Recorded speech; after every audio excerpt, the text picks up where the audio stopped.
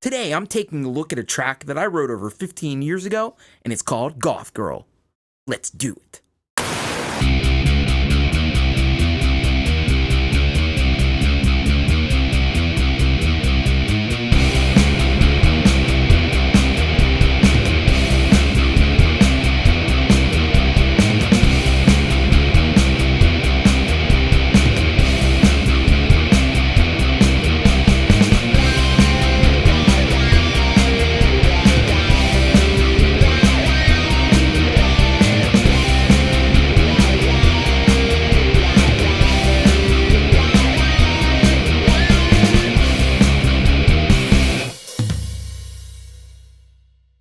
How's it going? I'm Thomas Christ, and we are taking a look today behind the scenes at a song that I wrote over 15 years ago called Goth Girl.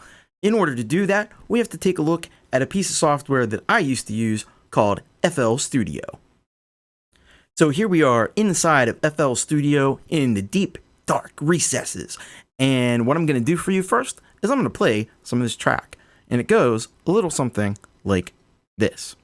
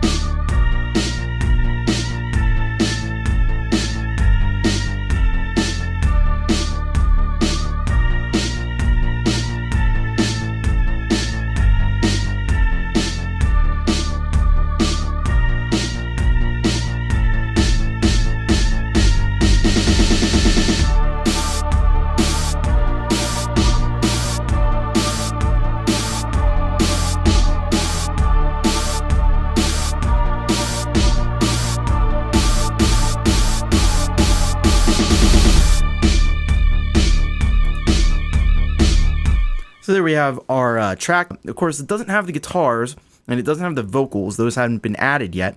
But what it does have is the bass. It's actually very minimalist in terms of what it has. So we're going to take a look and look at some of the individual parts that make up this track. When you produce a song in FL Studio, the main way that you do that is by creating patterns. And so what we have here are a variety of patterns. I don't know how many there are. Actually, there's 11 patterns. So this is a very minimalist song. Not a whole heck of a lot going on. So what we have is this very first one, and you see I actually labeled these. This is the chorus. This is the very first pattern. So we're gonna take a listen to just this snare drum by itself, and you'll hear what that sounds like. So we'll switch into pattern mode, and here is the snare drum. Pretty gritty, grimy snare. I like it. Next we have the kick drum, and the kick drum sounds a little something like this. It's kind of a big, bold, nasty kind of a sound. Here's the kick drum.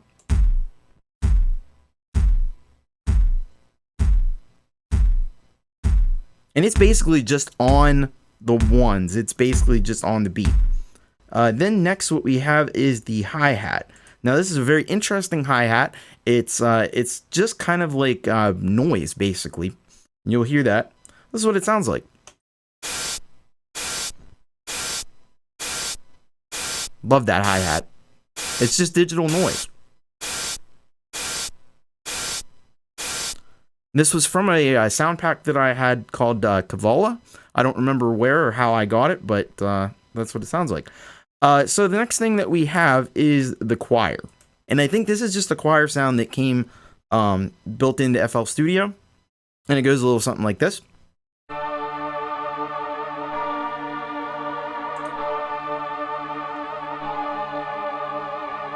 And you can see up top, it's just playing a D. Down below, it's just playing a D. And the only thing that changes is in the middle, A to A sharp to A to G sharp. So you get that real kind of dissonant sound. And I don't think that changes too much throughout the entire song. And then finally we have the bass, which sounds a little something like this.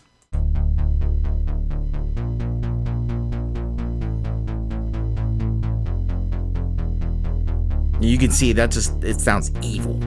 Just totally evil. There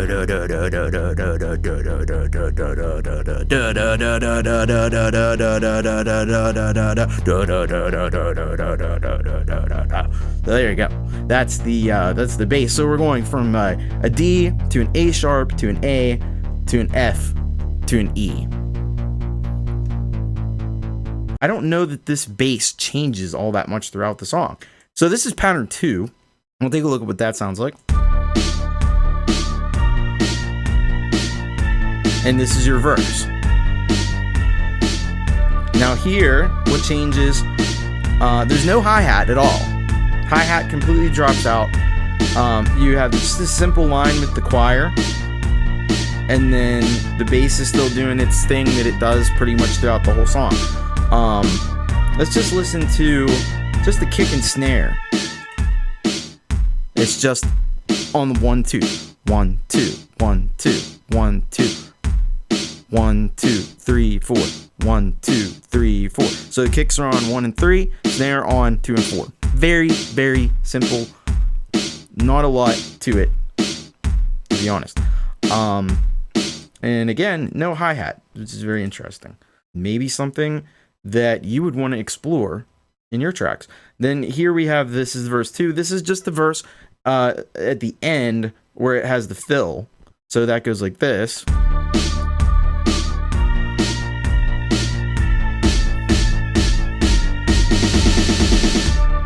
And that leads you in to the chorus that we just heard before.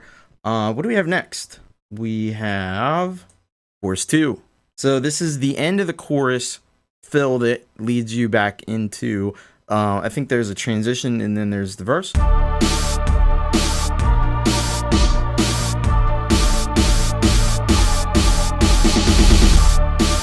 So you can see you have that fill, hi-hats are in for the choruses, and this is the drum by itself.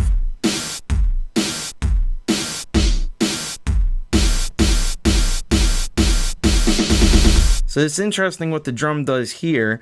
So usually you have the snare on 2 and 4, but here it comes in on, so this is 2, 4, 2, 3, 4, and then everything is on each kind of beat here, and then you have this sort of fill at the end.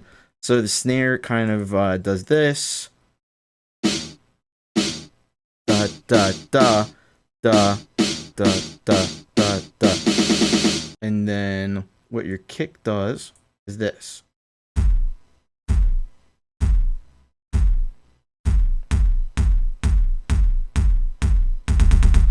So the kick is on the 1 and 3 until you get to the middle, and then it switches to on 1 2 3 4, 1 2 3 4, and then 1 2, and then it's on all those kind of like what are these 16th notes, and then the hi-hats.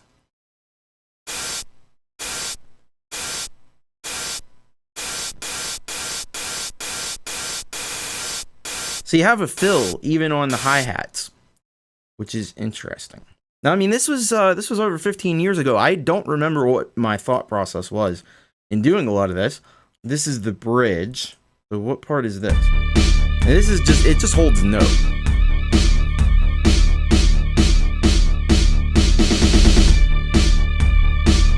So this really isn't, it's called a bridge. I wouldn't call this a bridge. This is just a transition, and then it actually goes in right before verse 2 and verse 3. So that's where you have the bridge. Then we have the final chorus, which just, you see this complexity in the drums increases.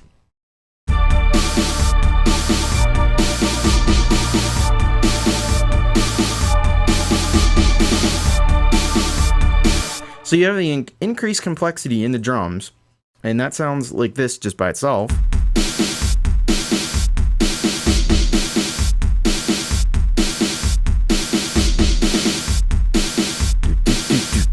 So you have this like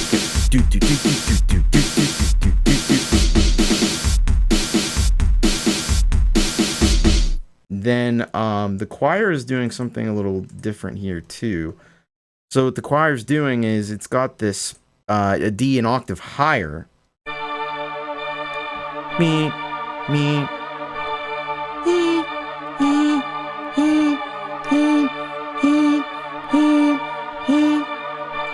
You hear that?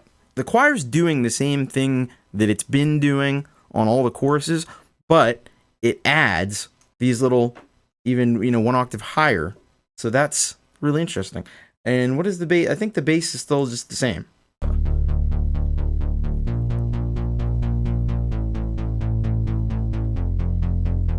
Yeah, the bass hasn't changed. So let's go to, this is the second part of the chorus with the big fill at the end.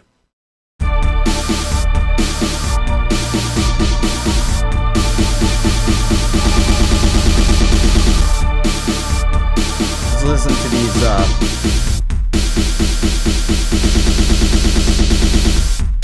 listen to that fill at the end. Crazy. Goes on for like 2 whole... It goes on for like 2 bars at the end, which is really interesting. And then we have the intro.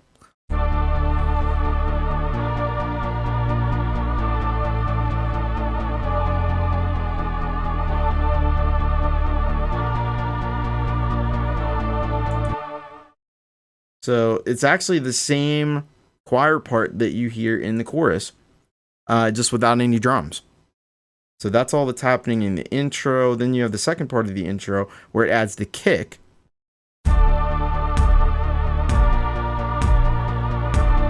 At the beginning of every bar.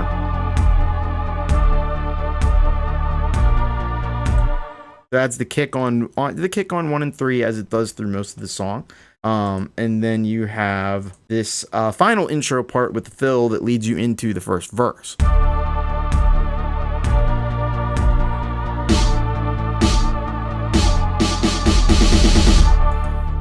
Let's just hear those drums.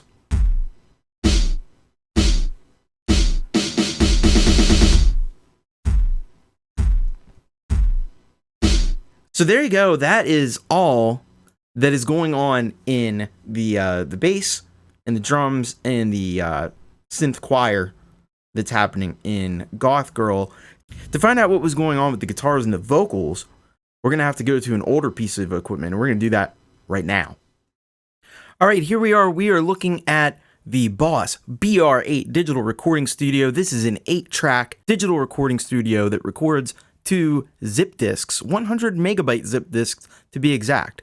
And this is what Goth Girl was recorded on. So we're going to take a listen to this. Now, what we have on these first 2 tracks, and every one of these tracks, by the way, is a mono track. So if you want to record in stereo, you have to record to 2 tracks. So that's what we've done here. And what I did is I took the audio that you heard from FL Studio is on tracks 1 and 2. And then on tracks 3 and 4, we have the guitars, which is, I believe, just 1 guitar through effects and then recorded in stereo. And then you have tracks 5 and 6 right here that are the vocals. And that's the same thing as the guitars. It's just 1 vocal recording run through the effects, the internal effects in the BR8, and then recorded in stereo, so it takes up 2 tracks. So we'll listen to, this is going to be just the bass and the synth and the drums that come from FL Studio. So here we go. And you can hear that. And then the guitars are going to come in a minute. Here they come. And there's your guitars. And then you have these final 2 tracks, you have the vocals. Don't look for angel from the skies above. So we can hear the guitars by themselves.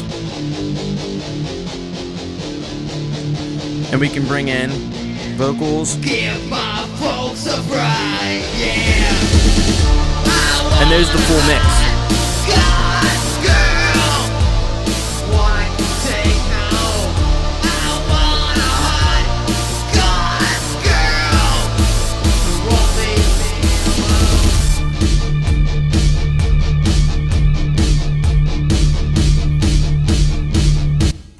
So that's all I did is I recorded those basically three tracks, although they're on 6 tracks because of the mono restriction for each track in on the BR8. So I just took those. You have the backing track that comes from FL Studio. You have the guitars on the next 2 tracks, and then the final 2 tracks, 5 and 6, you have the vocals, and that's pretty much all there is to it. So that is a look behind the scenes at how Goth Girl was created. So I thank you very much for watching this video. I hope you found it informative. If you just happened upon this video and you did like what you saw, be sure to hit that subscribe button, be sure to like, and be sure to leave a comment because that lets me know that you appreciate what I'm doing. I do want to let you know about my new merch store that is available through Teespring. It is teespring.com/stores/Thomas Christ. That is a lot to remember, and I don't expect you to do it. So you can go ahead and click the link in the description where that'll be in all relevant links related to Thomas Christ in this channel. You'll find there in the description. So I thank you very much once again for watching. I hope you have a great day, and I'll see you next time.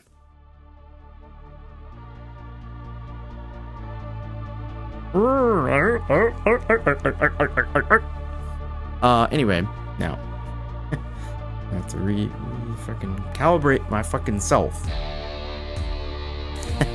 I got the wrong. Oh, come on. To find out what was going on, let's try that again. That sucked. Even 1 octave higher than it has this usual. It has the usual choir. Let's try this again. It has the usual.